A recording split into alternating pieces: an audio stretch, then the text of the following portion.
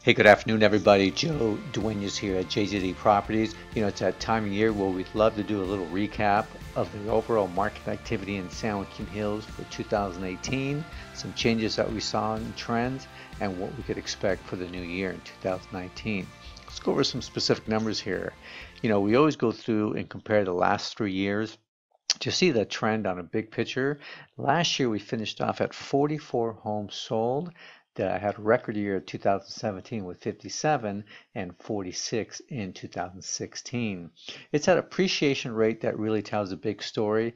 We had the highest appreciation rate in 2016 at 12%.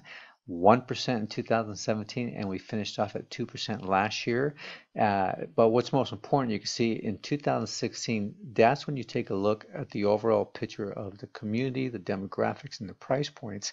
We had the highest sales price excuse me, at 1,760,000 recorded in development, as opposed to 2017, we had multiple comparable homes. Closed escrow at 1,650 was the highest sale. And last year there was some Plan 3 summits that came for sale, very comparable to the last previous years. Beautiful properties, but they peaked out with the highest sale at 1,570,000. When you take about that appreciation rate, it was the 1 million to the 1,000,001 price point that really got the greatest gains. So, people ask, well, what does that mean for 2019 with everything going on? What it really means is there's always the economy that we look at first. The interest rates have played a much bigger role because that 8% 1/4% increase because of the run-up in payments, the run-up in home values. It really does have a greater impact on pricing. And then probably the biggest wild card is the inventory.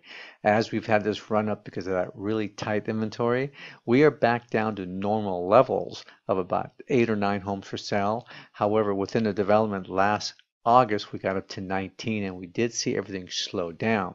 However, the good news is that the biggest pool of buyers that come into our price point is the move-up buyers. So that $700,000, $800,000, $900,000 price point here in Laguna Niguel throughout the entire county is still very healthy. It's considered now entry level, and there's still a lot of pressure there. And most of those buyers do move up into our price point, into our neighborhoods here. So for the least the next 2 quarters, first 6 months, it's safe to say we're going to at least see about a 1% gain.